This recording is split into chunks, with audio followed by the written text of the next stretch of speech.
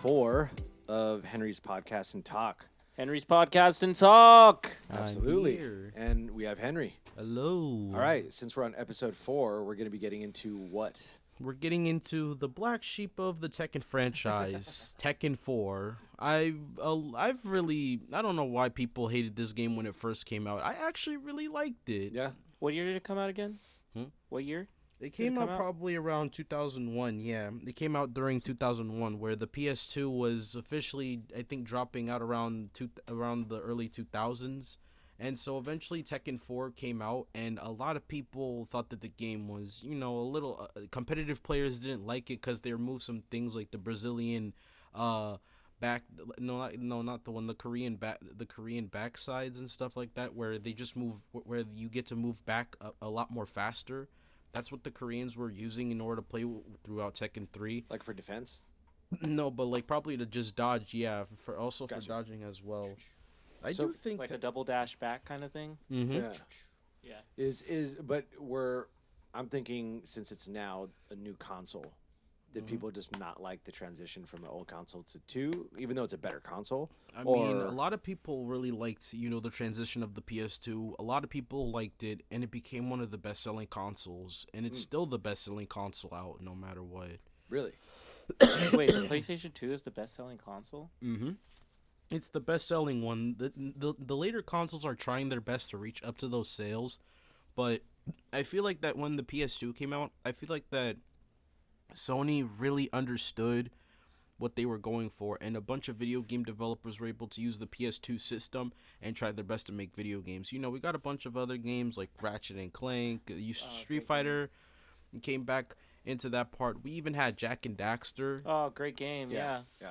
Yeah, and then eventually a lot of people were wondering what's the next Tekken game going to be in, and eventually fighting game players got our hands on Tekken 4. Tekken 4 is considered to be, the black sheep of the franchise because of how the combat system was, and also the fact that they changed one of the biggest, main characters in the series, Jin, obviously, because... Okay, so how do I say this? With the story standpoint, after Jin leaves away from Heihachi, after letting the Devil Gene do that stuff, he ends up going to Brisbane, Australia, and goes to a specific karate dojo where the karate master, where the master of that dojo taught Jin the traditional arts of karate. And a lot of people didn't really like playing with Jin's moveset in there because they were just really accustomed to like his Tekken 3 fighting style. Like, they were all like, okay, I'm really liking this Tekken 3 style that they did for Jin. What are they going to do with the next game? And a lot of people didn't really like it because like they got rid of a lot of the abilities, but some of Jin's Tekken 3, fighting move sets are still there. And I don't really think Jin is like a bad character to play with. He's still pretty good in the game. And they even added like a bunch of new stuff for the game. Like for Eddie Gordo, like he ends up teaching I think probably the granddaughter of his master that taught him the arts of capoeira, Christy Montero. She's pretty much like one of the new people in the game, and she takes probably the new lead as the capoeira master now. Instead of Eddie taking the face of capoeira, it's now her that does it from Tekken 4 to I think 6. And we don't see Eddie Gordo no more? Well, we do see him, and now like up in the later games like Tekken 7, we do see Eddie now, but now he's a DLC character in Tekken 8 now. Very cool. Okay. So like, in terms of gameplay, like playing as Christy versus Eddie, is it more fun to play as Christy? Well, she's pretty much like the Echo Fighter of that. Like an Echo Fighter is pretty much like the different is like a separate character selection. It's pretty much like how Pokemon does it. You want to play as a male character or the female. Yeah. It's like with Eddie Gordo and Christy Montero. You want to play with the female character Christy, or do you want to play with the male character Eddie Gordo? Okay, cool. You do unlock him in the games, but Tekken 4 and 5 upwards just lets you play as him by just pressing one of the buttons to let you play as Eddie now. Oh, okay. But until Tekken 5 DR, I think you know, they ended up giving him like his own unique character selection. But after Tekken 6 and so onwards, Christy just doesn't come off as she isn't in the games anymore. It's just Eddie now taking the center stage like he did in Tekken 3. Mm. So could you just explain the story of Tekken 4? Like what happens? Like Devil Jin. So during the like I said, during the events of Tekken 3, you know, Jin stops Heihachi from trying to kill him because the Devil Gene allows him to, you know, survive, and you know, it's like it's like a healing factor for him because it healed him from all the damage that he took, and he heads over to Brisbane, Australia, and learns the traditional arts of karate. And when the King of Iron Fist Tournament 4 happens by Heihachi, he's just planning this to lure in both Kazuya and Jin. Oh yeah, speaking of Kazuya, there was another separate company known as G Corporation where they were able to, it's like the separate part, it's like the Mishima, they're almost like the Mishima Zaibatsu instead. Like they find Kazuya's, you know, body near the volcano, they grab it and then try their best to like bring him back by trying to use experiments on him, like being able to do that. And they were able to teach him how to turn the Devil Jin into his own entity now. So Like how to control the Devil Jin. yeah, and basically make it like a part of him now. He and the devil now both are like the same people, and they both operate on the same levels of, you know, structure during the, but like, you know, like I said, Heihachi makes the King of Iron Fist Tournament 4 to lure both in Jin and Kazuya during around probably up to round 7 of the King of Iron Fist Tournament 4. Jin was supposed to fight his father Kazuya, but eventually Heihachi called in the Tekken Force to go after him, and then Jin does take down some of them, but was eventually overwhelmed, and they ended up drugging him by shooting him with you know, drug needles and stuff. And he eventually passes out, and Heihachi takes him to this place known as Horn Maru, which is just this old temple place that he has. And he does fight Kazuya, and Heihachi defeats Kazuya and takes him to where Jin is. Kazuya tries to take the devil, a part of Kazuya tries to take the other half of the other half that he gave to Jin. He ends up trying to do it, but he fails because, you know, since Jin is half Kazuma, he now has the ability to like stop the Devil Jin from destroying him. But eventually, before the devil tries to do anything, Kazuya was able to fight back and was able to turn the devil into like his own self now. So now like the Devil Gene is now like a part of him now. He's not a separate entity or anything. He's just a part. He's just like a form. It's like the Super Saiyan transformation now, because like instead of the Devil Gene to control of him, it's like a transformation Kazuya can now turn into every time he needs to.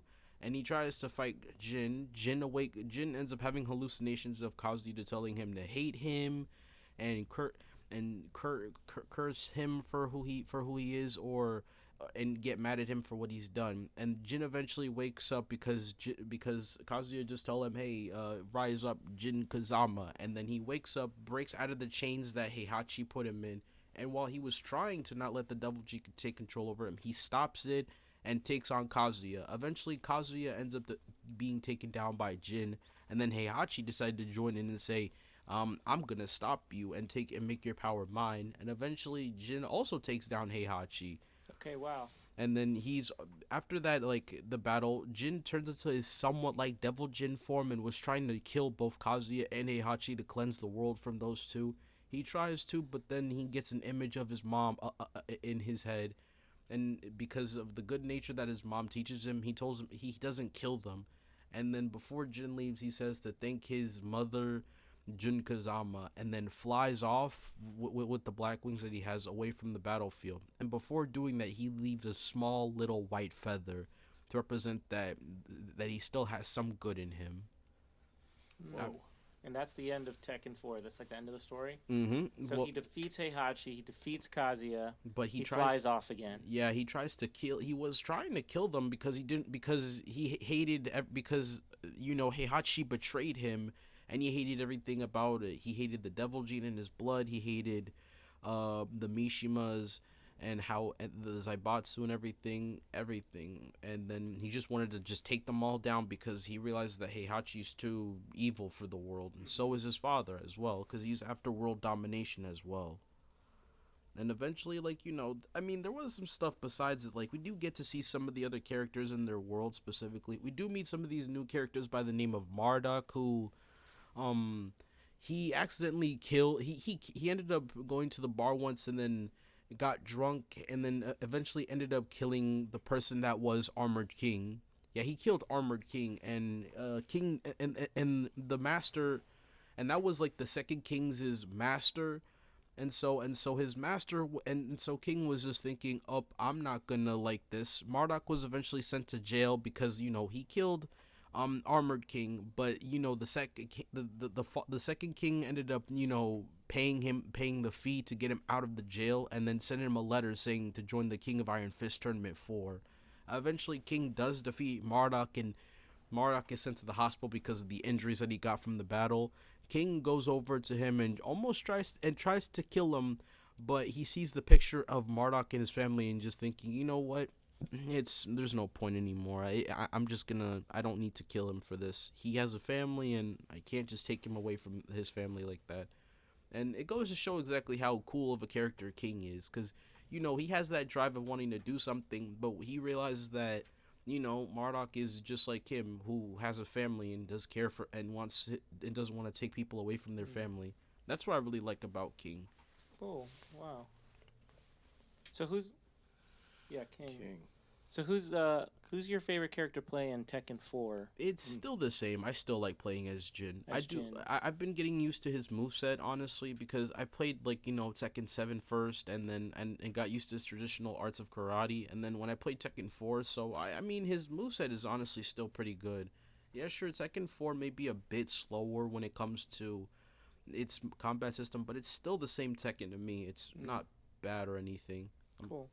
How does Tekken 4? How did Tekken 4 do in terms of sales versus the other? I would say that it kind of didn't sell much as usual, because a lot of people didn't really like Tekken 4 that much, so it didn't sell much at all, really. But people who appreciate Tekken 4 will appreciate its atmosphere and its storytelling for how it is. But I would say that Tekken 4 did probably like at least the middle part when it came to sales, like 4.6 million copies, and it wasn't really that big like Tekken 3 was. Yeah, Tekken 3 was what again? It was like 8.5 million copies.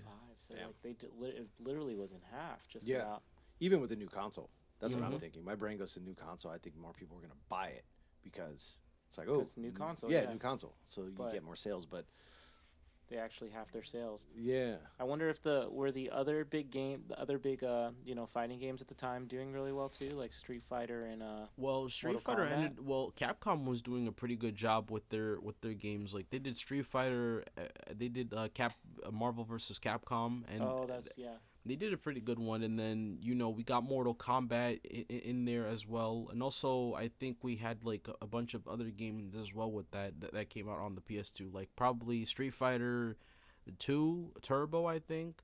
And they ended up basically coming out with all these other games. While Tekken didn't really do much with its sales with with Tekken 4, they did try their best to make like a different one, like Tekken Tag Tournament 1, which happens like during where Jin still was with Heihachi, and does learn the Mishima fighting style. In fact, Tekken Tag 1 was the first game that came out first on the PS2, and then Tekken 4 came out next. And a lot of people were really liking the combat system that Tekken 3 had, with Tag 1 doing good with Jin and everything, but eventually a lot of people didn't like the sudden change in Tekken 4, because it's known as the black sheep of the franchise, but because they went for a more realistic take on the fighting games.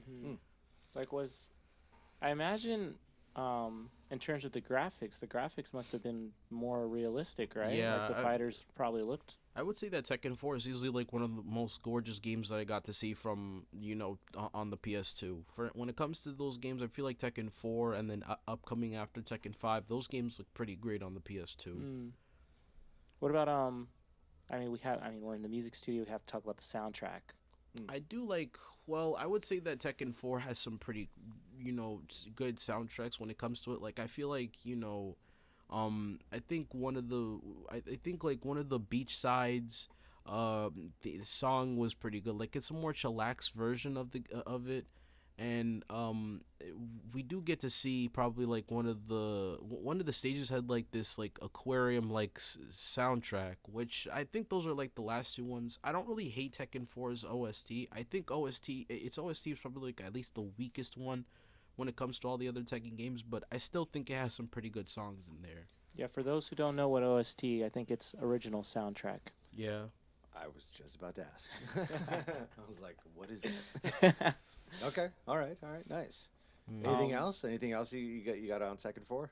Well, I would say that I think I feel like Tekken 4 just gets a lot of bad hate to when it first came out, but like after a few years after, people were making a whole post on I think on social media saying, have you been a bit too harsh on some of these old video games with Tekken 4? And some people actually said that, yeah, some of us were kind of harsh on this game, but we actually, and then they actually turned a new leaf and said that, yeah, we do, this game is actually pretty good because we do like the atmosphere of it. I feel like Tekken 4 is getting a lot more love than than how it got when it first came out.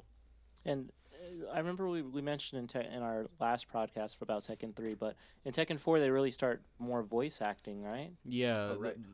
I think Kazuya, Jin, and Heihachi all speak in Japanese. Like we got that was the first part where we got to see like the original voice actor for Jin and his evolving parts onwards. Cool. Yeah, I think that adds a whole like realm to characters. Like when you hear their voices and you're like, oh, Yeah. this is what they sound like. Okay, For crazy. sure, definitely. Yeah, I think that's all my questions, Henry. Yeah. Anything else, or are you good? I think I'm good with this one. All I'm gonna say is that I think Tekken 4 is a really good fighting game. Even though it's considered to be the black sheep of the franchise, I still think it's a pretty good video game to go back to. 1 to 10, Tekken 4. I would say Tekken 4. I'd probably give it somewhat of an 8. Okay. Okay. Yeah. Cool. Down from Tekken 3, which Henry gave a 10 out of 10 to, Yeah. but still solid. 8 out of 10. We'll take that. Yeah. Yeah. Definitely. All right. We all good? Mm-hmm. All right. Cool. That's a wrap on episode 4, Tekken 4. I'll see y'all next time. Peace. Peace.